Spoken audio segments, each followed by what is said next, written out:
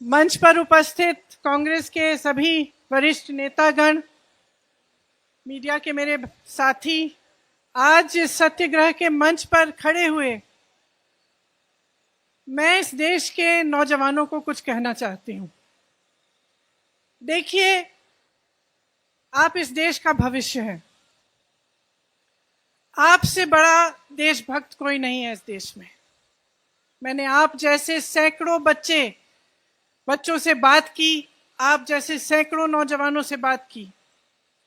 जब मैं उत्तर प्रदेश के एक छोटे गांव में 4 बजे सुबह गिरफ्तार होने वाली थी, तब भी मैंने सड़क पर जब देखा तो मुझे 20-30 तुम जैसे नौजवान दिखे जो सुबह सुबह 4 बजे आर्मी में भर्ती होने के लिए ट्रेन कर रहे थे, दौड़ लगा रहे थे।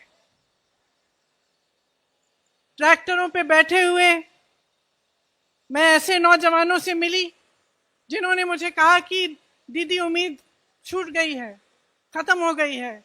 सालों से हम भर्ती का इंतजार कर रहे थे, अब हम गन्ना बेचने जा रहे हैं। मैं आपसे कहना चाहती हूं कि आपका दर्द हम समझते हैं, पूरा देश समझ रहा है, पूरा देश देख रहा है।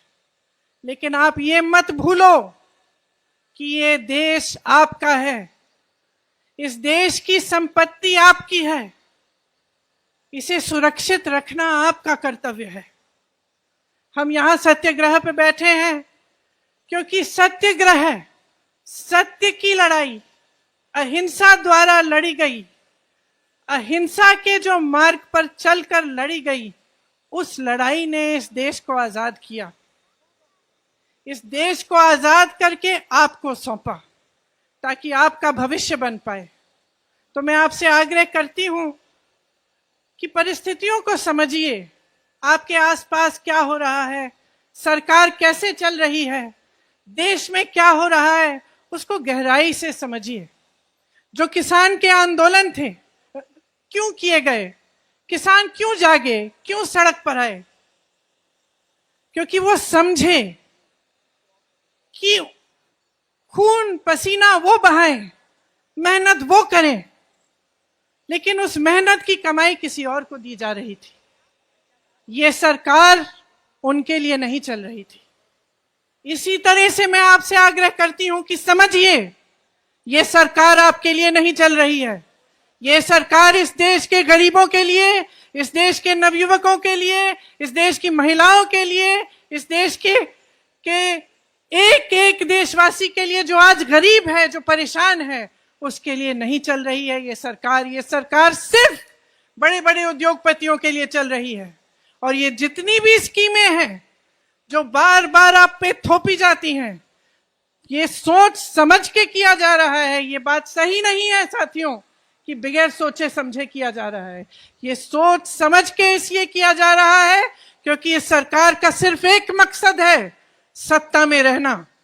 सिर्फ एक मकसद है और उस मकसद को निभाने के लिए कुछ भी कर डालेंगे। उस मकसद को निभाने के लिए वो बड़े बड़े सरकारी उद्योग थे, वो इन्होंने अपने उद्योगपति मित्रों को क्यों बेचे? आप बताइए, क्यों बेचे? उसी मकसद को पूरा करने के लिए। आपको रोजगार मिलता था वहां से, आपको उन उद्योगों से, छोटे उद्योगों से, छोटे व्यापार से भी रोजगार मिलता था जो तकरीबन आज बंद कर चुके हैं ये, क्योंकि इनकी नीतियों ने, नोटबंदी ने, तमाम नीतियों ने, जीएसटी ने उनको भी बंद कर दिया।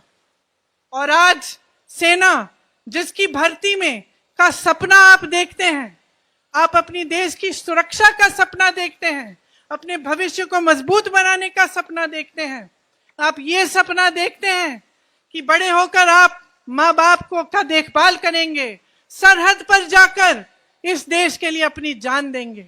आपसे बड़ा देशभक्त कोई नहीं है, मैं याद दिलाना चाहती हूं आपको। और मैं आपको कहना चाहती हूं कि जो नकली राष्ट्रवादी हैं और जो नकली देशभक्त हैं, आंख खोलकर उनको पहचानिए। आपके संघर्ष में पूरा देश आपके साथ है, पूरी कांग्रेस पार्टी आपके साथ है। आपने हरिवंश राय बच्चन जी का जिक्र किया, उस कविता की कुछ पंक्तियां हैं।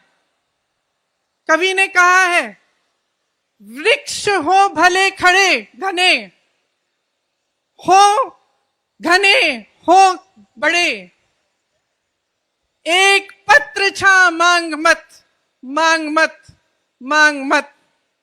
वृक्ष हो भले खड़े, हो घने हो बड़े, एक पत्र छा भी मांग मत, मांग मत, मांग मत।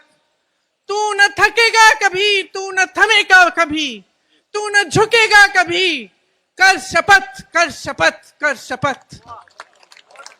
इस कविता का नाम आपने एक ऐसी स्कीम को दे दिया है जो इस देश के नवयुवकों को मार डालेगा।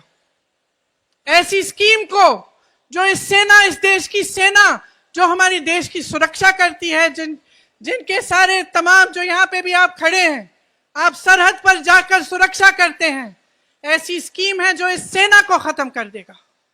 आप इस सरकार को पहचानिए, इस सरकार की नीयत को पहचानिए मेरे भाइयों मेरी बहनों। लोकतांत्रिक तरह से शांतिपूर्वक अहिंसा सत्य के मार्ग पर चल के इस सरकार को खत्म कीजिए, इस सरकार को गिराइए। ये आपका मकसद होना चाहिए कि आपके देश में एक ऐसी सरकार बने जो सच्ची देशभक्ति दिखाए, जो देश की संपत्ति को सुरक्षित रखे, जो देश को आगे बढ़ाए, देश के गरीबों नौजवानों को आगे बढ़ाए। इसीलिए इस मंच पर खड़े हुए मैं आपसे आग्रह करती हूं कि जो भी आप प्रदर्शन करें आप शांतिपूर्वक करें, लेकिन आप रुके नहीं, आप थके नहीं। ये आपके अधिकार है, आपका देश है, इसको सुरक्षित रखने का कर्तव्य आपका है, इसके लोकतंत्र को सुरक्षित रखने का कर्तव्य आपका है। इस कर्तव्य को निभाने में कांग्रेस पार्टी का एक एक नेता, कांग्रेस पार्टी का एक एक कार्यकर्ता आपका साथ देगा। जय हिंद।